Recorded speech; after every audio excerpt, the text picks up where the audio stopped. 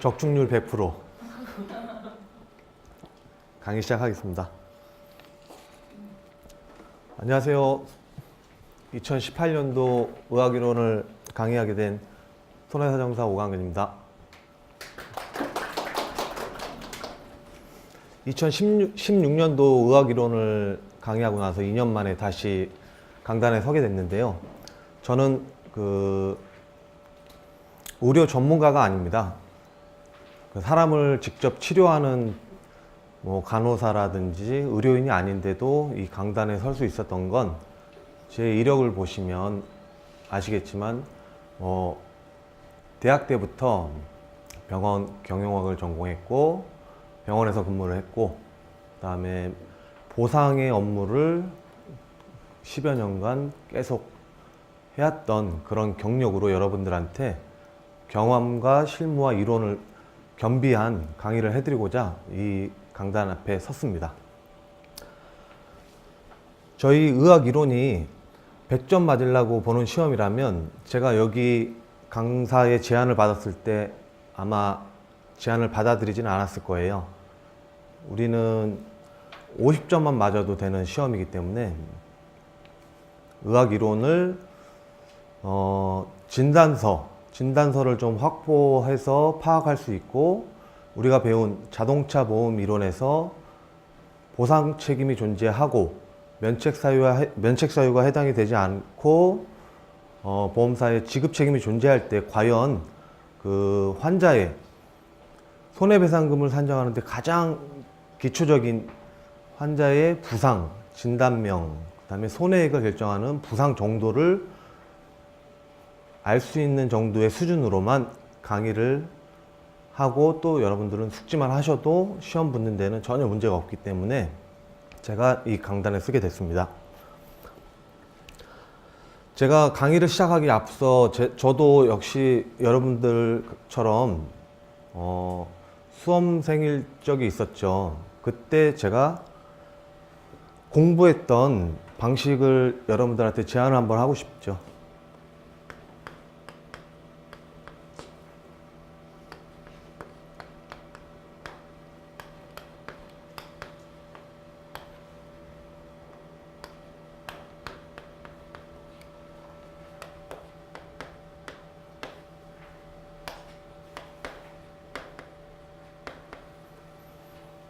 의학하고 자보하고 근제하고 산보험이 2차 과목 중에 2차 과목이잖아요. 근데 저는 공부를 할 때 의학을 항상 먼저 다독을 하고 자동차 이론을 공부했고 의학을 먼저 읽고 사례 문제를 풀었고 의학을 먼저 공부를 하고 산보험을 계산 문제를 풀고 했던 거죠. 왜 그랬을까요? 처음 접하는 여러분들은 의학 용어라든지 그런 진단명, 그런 병명들에 대해서 익숙하지가 않아요. 그래서 의학 용어와 의학에 대한 명칭들에 대해서 좀 친해지는 시간을 가져야 되는 거죠. 아직 8개월이라는 시간이 남았기 때문에 의학을 단기간에 암기해서는 될 문제가 아니기 때문에 좀 친해지는 과정을 제일 먼저 의학을 먼저 내가 분량을 정해서 꼭 다독을 하고 나서 자보를 했던 거죠. 이게 100점 맞으면 안 되는 과목이잖아요. 그러면 우리가 의사해야 되고 간호사를 해야 되기 때문에 이게 계속 합쳐지면 답안 쓰는 데는 문제가 없고 제가 강의를 하면서 답안 쓰는 요령들을 같이 계속 설명을 하고 즉흥적으로 문제를 또 만들어서 여러분들한테 이런 문제를 이 이론을 이런 문제로 나갈 수 있겠구나라는 걸 간접적으로 좀 시험 실전 경험까지 좀 쌓게 해드릴 건데 이 부분을 좀 반드시 좀 지켜주십시오. 의학을 먼저 분량을 정해놓고 상해 파트, 그 다음에 질병 파트 각각 정해놓고 공부를 하셨으면 하는 바람입니다. 저도 의학을 70점 조금 안 되게 맞았던 것 같아요. 근데 100점 안 맞아도 된다고 그랬죠? 의학을 70점 정도 맞고 자보 50점, 근제 60점, 산보험 40점대 이렇게 맞았던 것 같아요. 근데 이거를 집중을 했더라면 자보나 근제나 산보험에서 어떤 과목 중에 하나는 분명히 과락이 났을 수도 있죠. 그래서 편식을 하지 말되 의학에 너무 집중을 많이 하지 마시고 계속 읽어 나가시면 고득점, 그 다음에 중간 이상은 하실 수 있을 겁니다.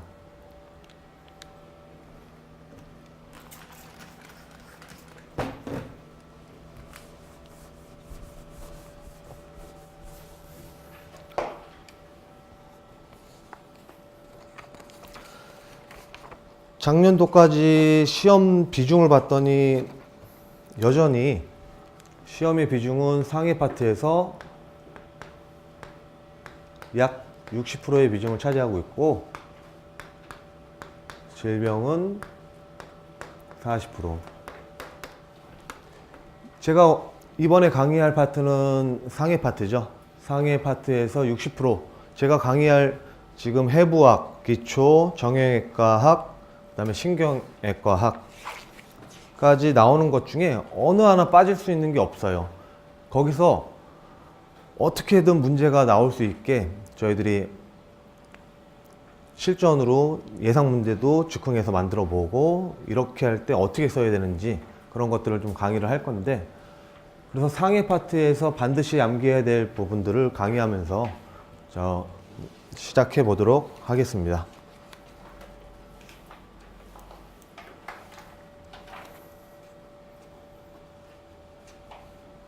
자, 교재를 펴시면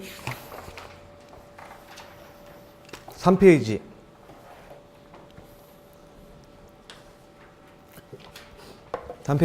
인체를 구성하는 조직. 가장 기본적인 거예요. 의학의 시작이죠. 인체에 어떠한 조직들로 인체가 구성되어 있는가. 그래서 인체는 크게 동그라미 한번 쳐주시고 상피 조직, 결합 조직, 근육 조직, 신경 조직으로 크게 4가지로 나눕니다.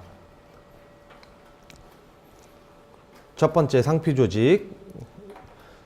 의학은 이해하는 것도 좋지만 내가 이거를 어떻게 쓸지 예상하면서 머릿속에 계속 생각을 하시면서 공부를 하시기 바랍니다.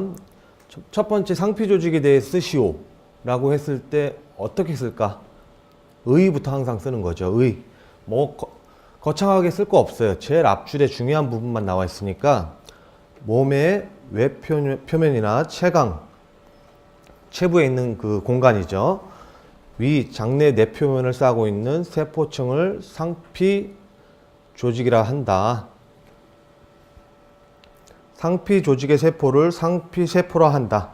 그 다음에 신체의 표면을 덮거나 그 다음에 장기에 있는 안쪽에 있는 것들을 다 덮고 있는 조직들이다 라고 간단하게 이해만 하시면 됩니다.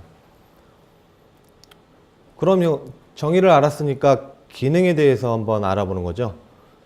신체의 기관, 각 기관의 장기들 내외 표면을 보호하고 있는 작용을 한다.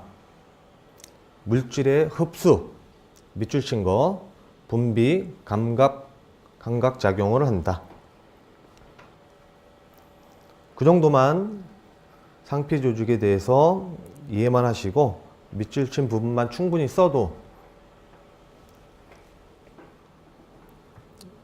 답안 쓰는 데는 전혀 문제 없습니다. 그리고 이 비중은 크질 않아요. 더 중요한 것들이 출제될 게 많기 때문에.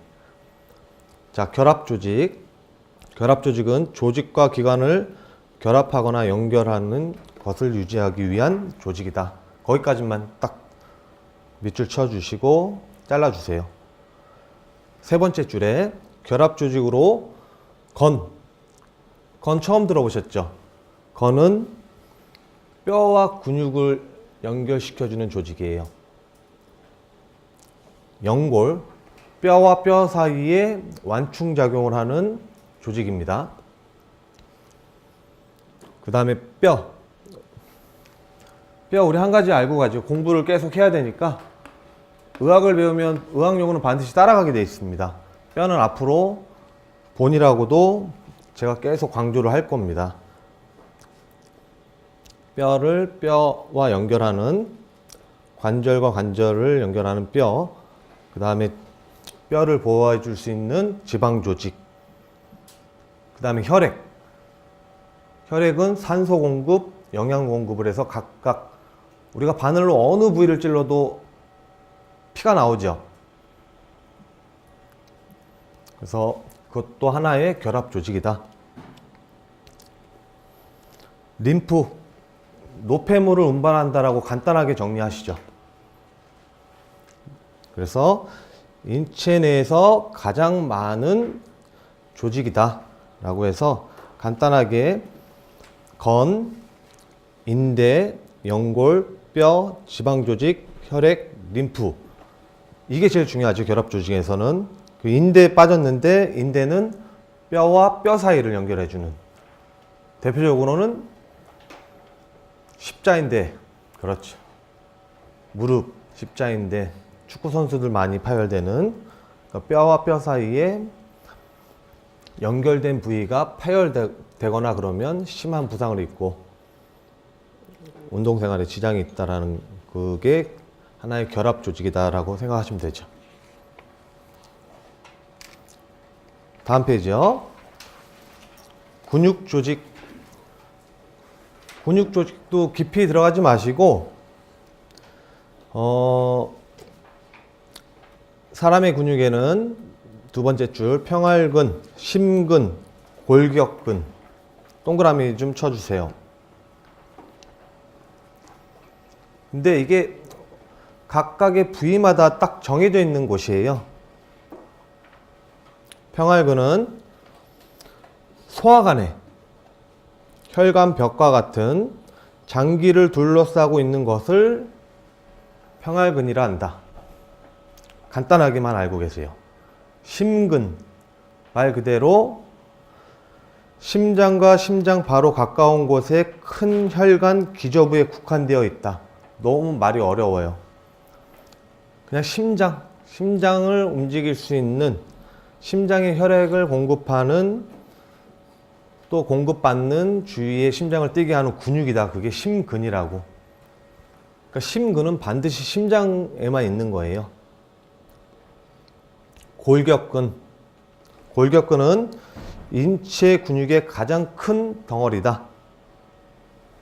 사람이 표현하면 근육이고, 가축, 돼지나 소나 우리가 흔히들 먹는 고기 덩어리라고 알고 계시면 됩니다. 그렇게 골격근, 인체 근육에서 가장 큰 덩어리다.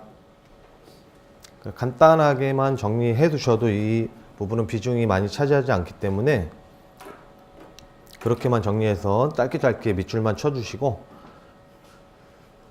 의학하고 자보 공부할 때 밑줄 친 것만 반복적으로 읽고, 근육 조직을 구성하는 요소에 대해 쓰시오. 그러면 평활근, 심근, 골격근이 있다. 그런 식으로 평활근은 소화기 계통을 관여하는 근육이고, 심근은 심장에 관여하는 근육이다. 골격근은 인체의 가장 큰 근육이며 흔히들 얘기하는 고기 덩어리라고도 표현한다. 간단하게 정리하면 됩니다.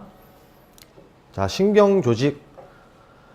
신경계를 구성하는 조직으로 많은 신경세포와 이것으로부터 나온 축삭돌기, 그림을 보시면 뭐 수상돌기, 핵이 있고 신경세포체, 뭐 축삭, 여러 가지가 있지만 이걸 시험 문제에 나오기에는 좀 부담스럽죠. 그래서 신경 조직은 받아 적으세요. 중추신경과 말초신경으로 나눈다. 신경 조직은 중추신경, 말초신경. 중추신경에는 뇌신경이 있고 척수신경이 있다. 한번 손상되면 회복되기가 매우 어려운 신경 조직이다. 이렇게 정리 좀 해주시기 바랍니다.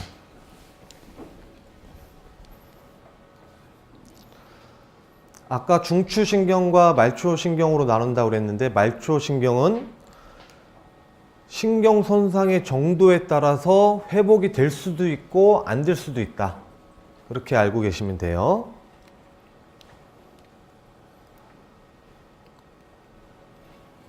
그리고 신경 손상은 그 신경외과적으로 강의를 할 때 더 세부적으로 강의를 할 거니까 처음 배울 때 우리 인체를 구성하는 조직에서 어떤 게 있다라는 그 네 가지 큰 맥락만 잡고 가시면 될 것 같습니다.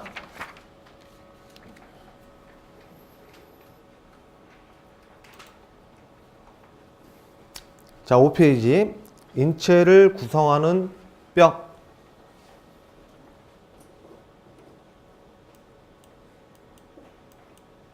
여기가 이제 시험의 단골 손님이죠. 인체를 구성하는 뼈. 2017년도 기출에 수금부를 이루는 8가지 뼈 이름.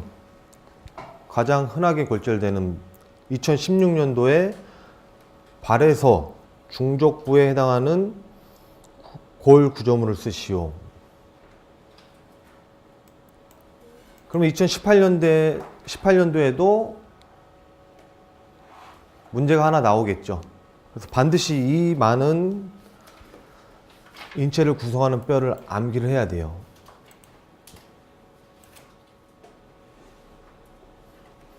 자, 그림 보면서 한번 볼게요. 골격계는 크게 두개골, 크게 세 가지로 나눠보죠. 두개골, 체간골, 체지골로 구분한다. 그렇게 먼저 큰 맥락을 잡으시고, 체간골에는 흉곽, 척추체, 체지골에는 상지와 하지로 구분한다. 이걸 다 외우셔야 돼요, 여러분.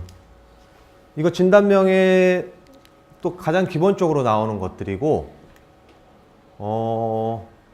이 인체 해부학적 뼈 명칭을 알아야 손해사정을 할 수도 있고,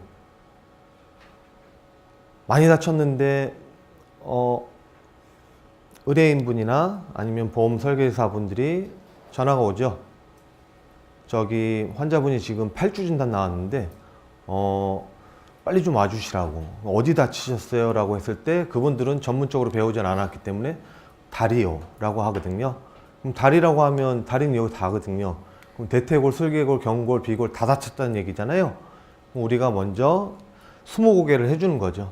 다리 중에서도 대퇴골입니까? 슬개골입니까? 아래에 있는 경골입니까? 비골입니까? 이제 또 차차 배우겠지만 비골 윗부분입니까? 아랫부분입니까?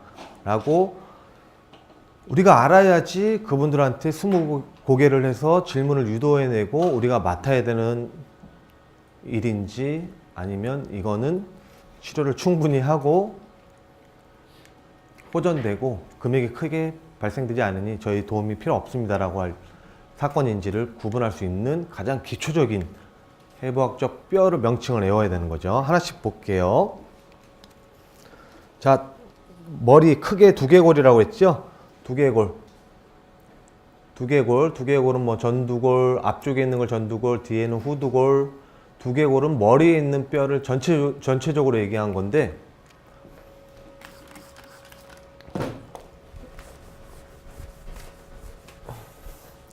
제가 가끔씩 의학용어를 쓰는 이유는 중요한 것들만 따로 좀 써놓고 같이 좀 외워야 돼요. 왜냐면 차트에 두개골이라고 안 나와 있거든요. 다 의학용어로 나오는데 영어로 써 있으면 또 답답해지고, 그래서 공부할 때 같이 두개골,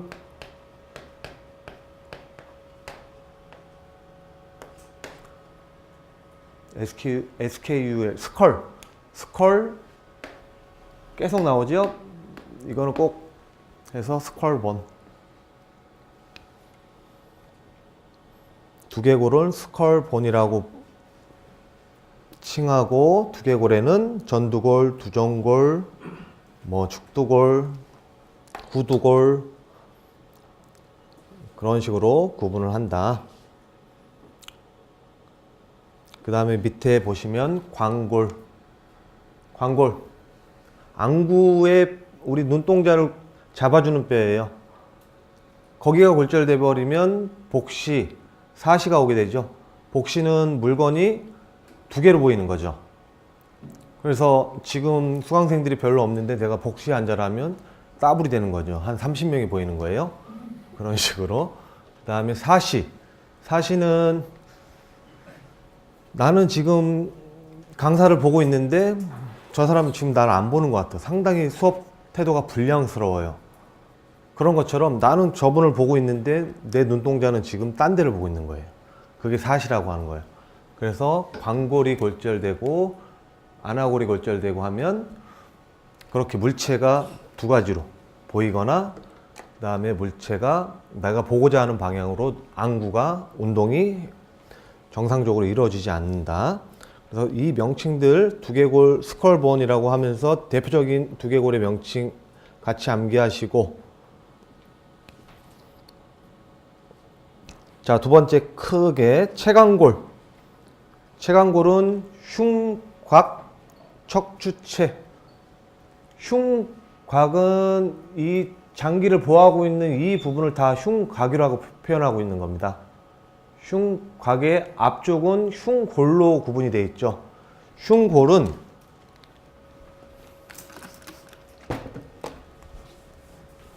보이기에는 하나 같지만 이렇게 하나 같고, 흉곽을 구분하는 늑골이 12쌍씩. 늑골은 갈비뼈죠. 뒤쪽으로는 척추가 지탱을 해서 이게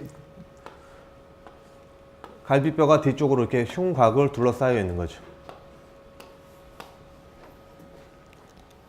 근데 이 흉골이 하나라면 이 많은 24개의 뼈를 잡아주기에는 너무 부담스러워요. 그래서 흉골은 관절이 하나 있죠. 그래서 흉골은 두 개의 관절로 나눠져 있습니다. 하나의 명칭이지만 흉골은 관절이 하나 더 있습니다. 그래서 내가 누가 나를 불렀을 때 돌아볼 때도 이 24개의 관절을 부담 없이 움직일 수 있게 하는 구조물로 되어 있는 거죠. 그래서 흉골이 두 개. 그 다음에 뒤에 척추체는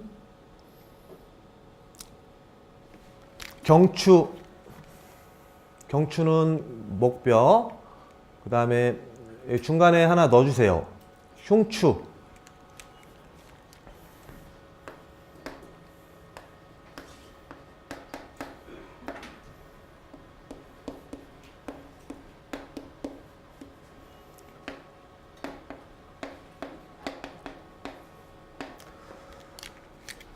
척추체는 경추, 흉추, 요추. 경추는 7개, 흉추는 12개, 요추는 5개로 이루어져 있다. 그 다음에 이제 엉덩방아에 있는 꼬리뼈, 천추, 미추 하나씩. 성인이 되면 하나, 어린이들은 5개인데 우리는 지금 성인이니까 하나로만 외워도 충분합니다. 그래서 우리는 흉추, 경추, 흉추, 요추를 앞으로 CTL로 표현을 할 거예요. CTL, 서비칼, 소라틱, 룸바. 스파인은 해부학적 구조에서 뼈를 해부학적 구조로 표현할 때는 스파인이라고 표현합니다. 스파인. CTL, 똑같은 척추를 해부학적 명칭으로 표현할 때는 스파인. 진단명으로 표현할 때는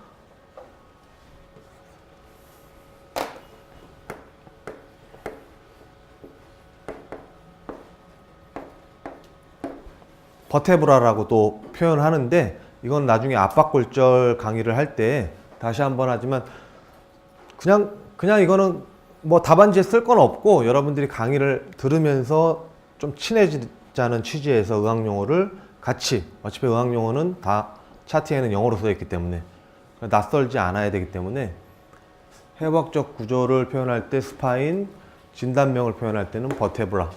같은 척추예요. 그래서 개수 7개, 흉추 12개, 요추 5개.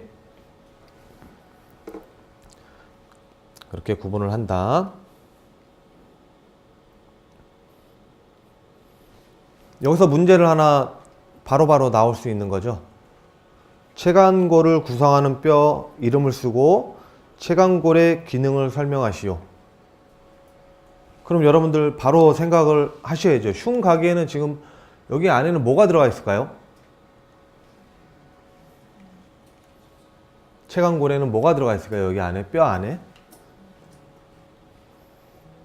우리 폐, 가장 큰 폐가 있고 심장도 있고 간도 있고 위도 있고, 그렇죠. 그러면 제가 문제를 냈잖아요. 체간골을 구성하는 뼈 이름을 쓰고, 그러면 이제 흉골 2개, 뒤에 척추 명칭 써주고 늑골 24개로 구성되어 있고, 그 다음에 그 기능을 쓰시오라고 했는데, 그 기능은 지금 제가 얘기했던 심장, 각종 장기, 공부를 더 하신 분들은 폐, 간, 위 다 써주고 열거를 해주고 각종 장기를 보호하는 아주 중요한 구조물이다. 그렇게 답안 써주면 되는 거죠. 장기를 보호하는 게 체간골이라는 거죠. 중요한 장기들이 그 체간골 아래 다 들어가 있기 때문에 체간골. 그래서 문제 하나를 굳이 여기서 낸다라면 저는 이런 문제를 낼 거라는 얘기죠. 체간골을 구성하는 뼈를 명칭을 쓰시고 그 기능을 쓰시오. 그럼 공부가 안 돼 있으면 장기를 보호한다라고만 써도 돼요.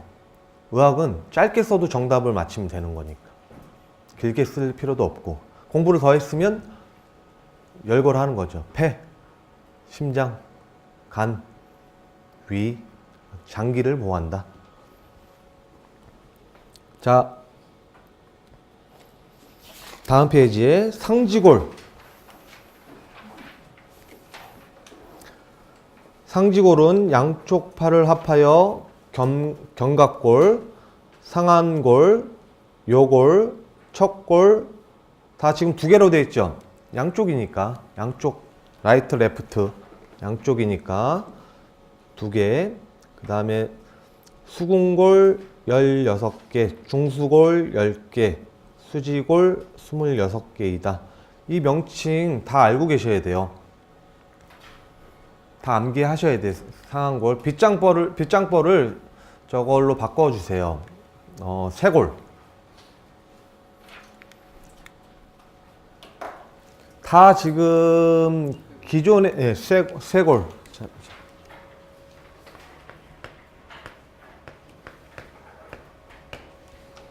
쇄골로 바꿔주세요. 기존에 다 쓰는 용어들인데 빗장법만 한글 명칭으로 지금 써 있는 것 같아요. 그래서 쇄골로 바꿔주시고,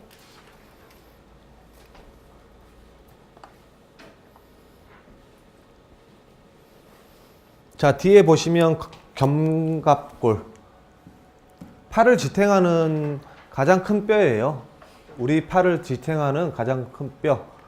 나중에 우리가 착한 일을 해서 하늘나라로 올라갔을 때 날개를 달 자리이기도 하고, 여기에 넓잖아요. 그래서 여기에 날개를 달 자리라고 하면서 가장 상지에서 큰 뼈다라고 견갑골. 그 다음에 견갑골의 뾰족한 부분을 우리는 다 극이라고 표현할 거죠. 그래서 극, 견갑극이라고 표현하는 거고, 앞쪽으로 가면 쇄골, 빗장뼈를 쇄골이라고 표현했죠. 상체에서 가장 긴 뼈, 상안골이라고 하죠. 휴머러스. 상안골. 상안골 위에 아래쪽으로 보시면 요골, 척골이 있어요. 근데 요골, 척골 지금은 구분을 하겠지만 나중에는 헷갈려 해요. 바깥쪽이 2가지잖아요. 바깥쪽이 요골인가 안쪽이 요골인가 나중에는 헷갈려요. 그럼 해부학적 자세를 보고 엄지손가락이 바깥으로 간 이쪽 해부학적 자세는 의료인들이 서로 약속된 자세거든요. 이 약속된 자세에서 엄지 쪽이 바깥쪽이 항상 요골이 되는 거예요. 요골. 그러면 반대로 척골은 항상 안쪽이라는 얘기죠.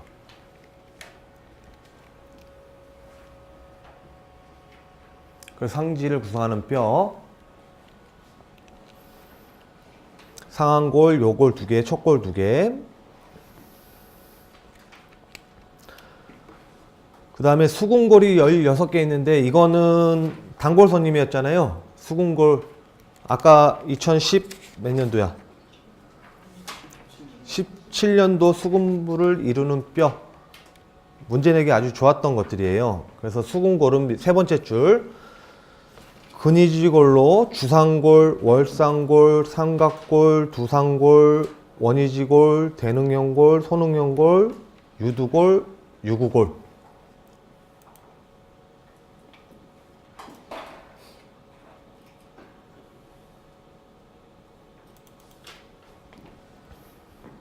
이거는 시험 문제 나왔다고 안심할 게 아니라 같이 항상 알고 있어야 돼요. 여기서 호발 부위는 어떻고, 이 부위가 다 평면 관절, 앞으로 배우겠지만 이 뼈의 80% 이상이 다 관절로 이루어져 있는 뼈의 특성을 갖고 있기 때문에 무혈성 괴사, 뼈가 혈액 공급이 안 돼서 괴사되는 대표적인 호발 부위이기 때문에 이 수궁골부터 대능형골까지 다 암기를 하고 있어야 됩니다.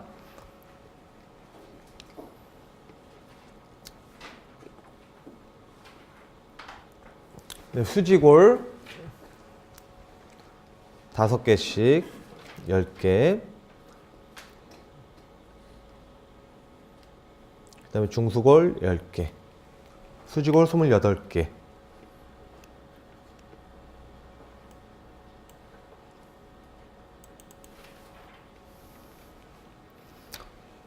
자, 밑으로 가시면 족관절.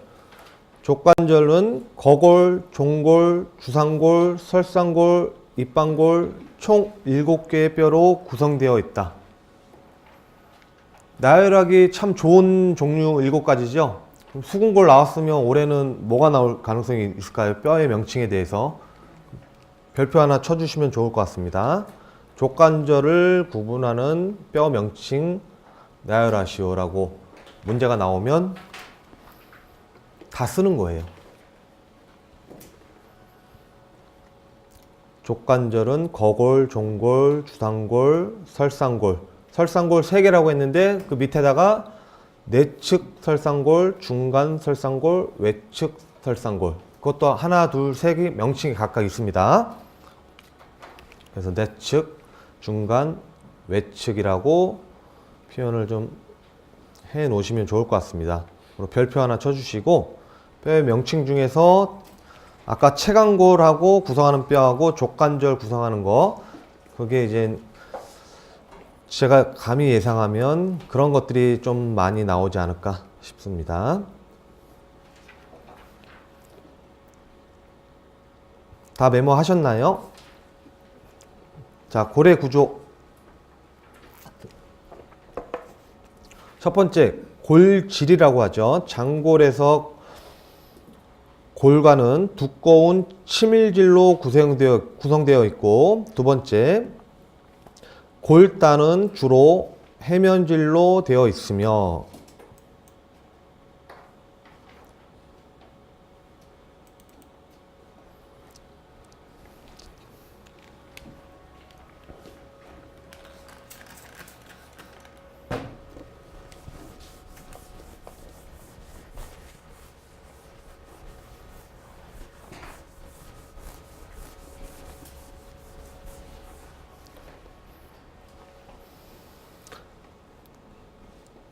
치밀질은 경고하고 그 속에는 혈관이나 신경이 통하는 관계통, 일명 하버지관이라고도 표현을 한다.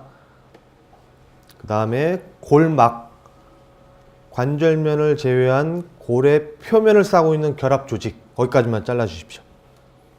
결합조직. 그 다음에 뼈를 보호하고 뼈 두께의 성장과 뼈의 영양 공급에 관여한다.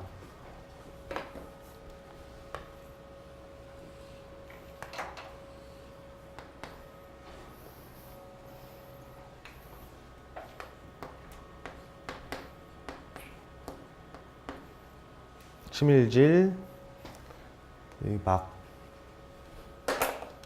있다.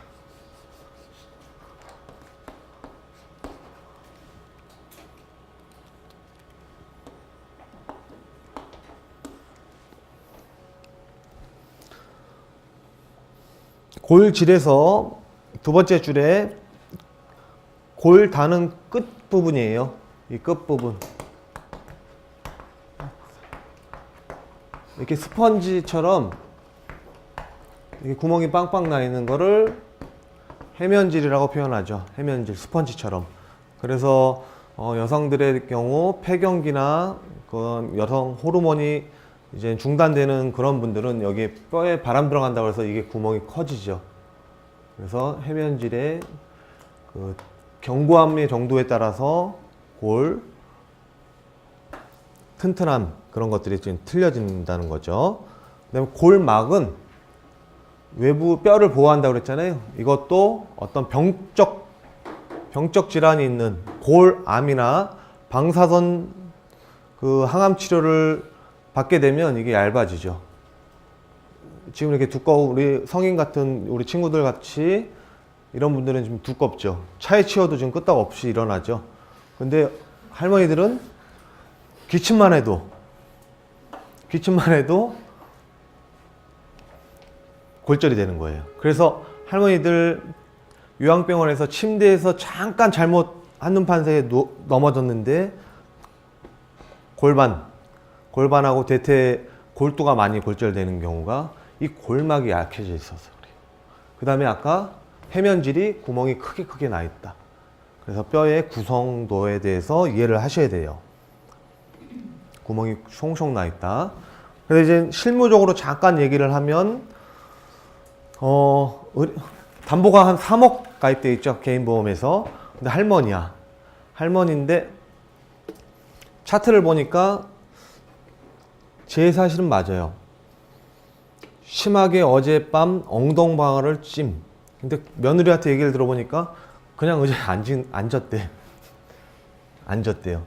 앉았는데 골절을 당하신 거죠. 이 뼈의 구성도를 알고 계시면 차트상에도 골다공증이 심하게 나와 있는 골다공증을 평가하는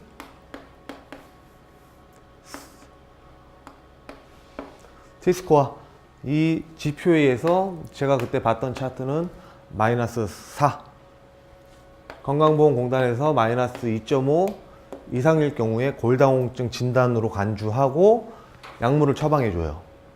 마이너스 4면 그냥 바람만 불어도 골절 될 수 있는 정도인데 또 어디서 들었는지 엉덩방아를 심하게 쪘다라고 차트에 기록을 해놓은 거죠. 재해로 인정받으려고. 근데 이제 이렇게 골막이 나이가 들면 얇아지고 해면질이 구멍이 송송송송 더 크게 나와 있다는 그 골의 질에 대해서 알고 계시면 좋습니다. 자, 세 번째 골수. 골수는 제일 하나만 알고 계시면 돼요. 골수는 조혈작용을 하는 것. 조혈작용을 다시 다른 말로 얘기하면 피를 만드는 거예요. 더 전문적으로 근데 피를 만든다고 쓰면 안 되니까 제가 불러드릴게요. 혈액 속에 혈구가 만들어지는 과정을 골수에서 한다. 혈구란 무엇이냐? 두 번째 줄 끝에 쪽에 적색골수에서 만들어지는데 적혈구와 백혈구, 혈소판을 만든다.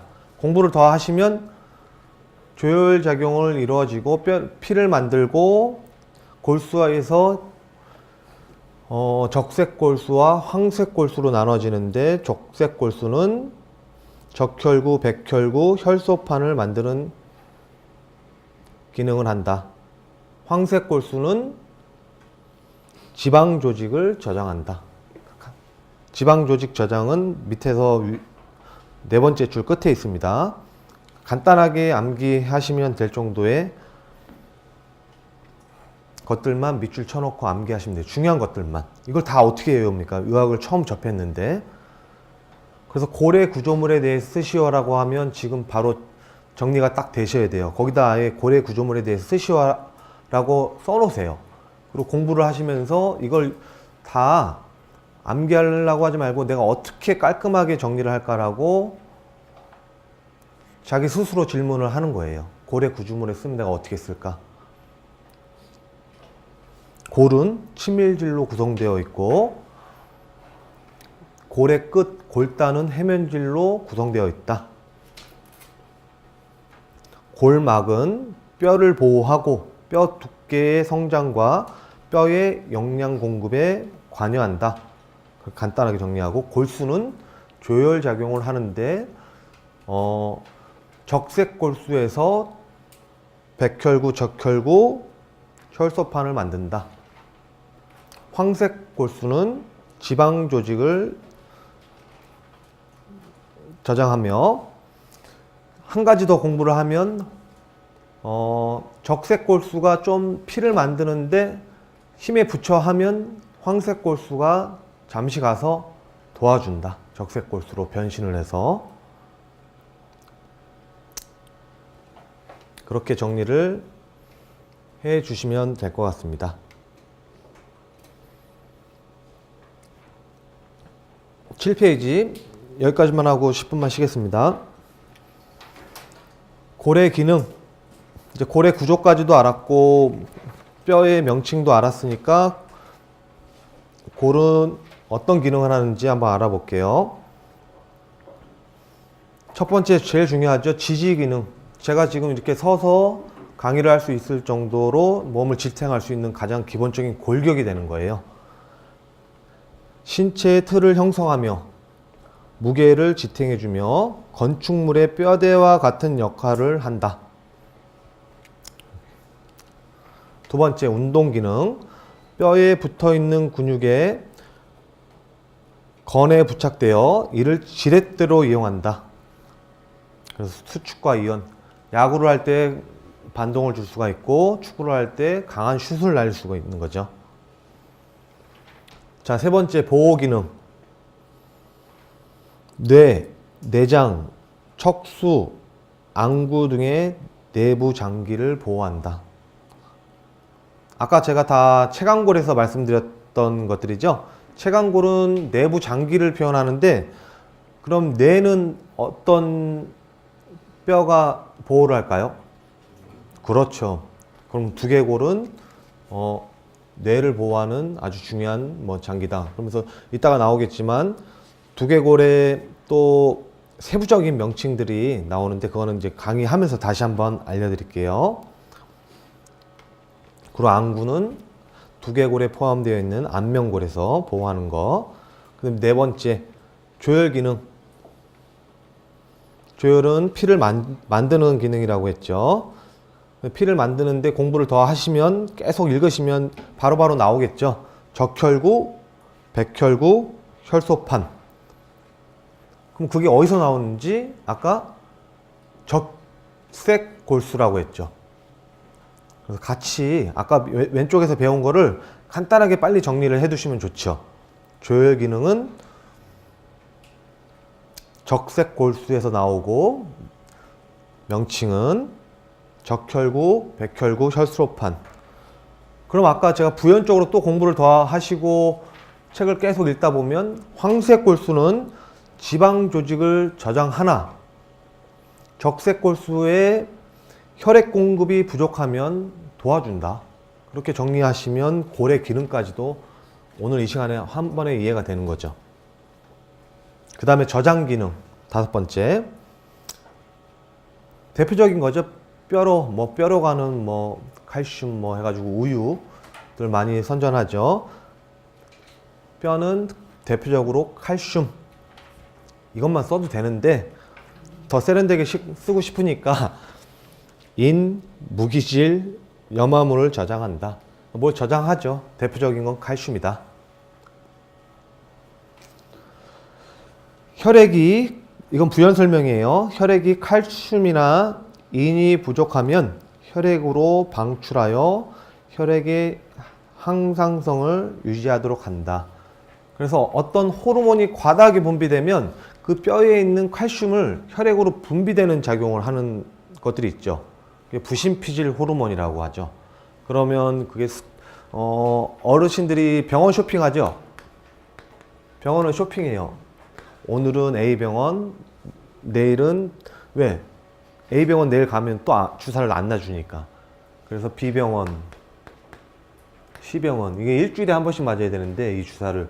근데 내일 또 맞고 세 번째 맞고 일주일 뒤에 두 번째 온 것처럼 원장님한테 속이는 거죠.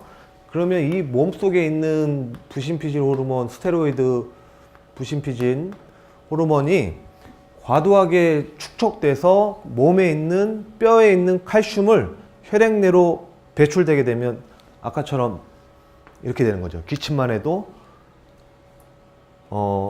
뼈가 골절되고 또 차트에는 뒤로 꽈당 넘어졌다라고 속이게 되고 이런 것들이 반복되는 과정이죠. 그거 같이 이해하시면 좋을 것 같습니다. 10분만 쉬었다가 다시 하겠습니다.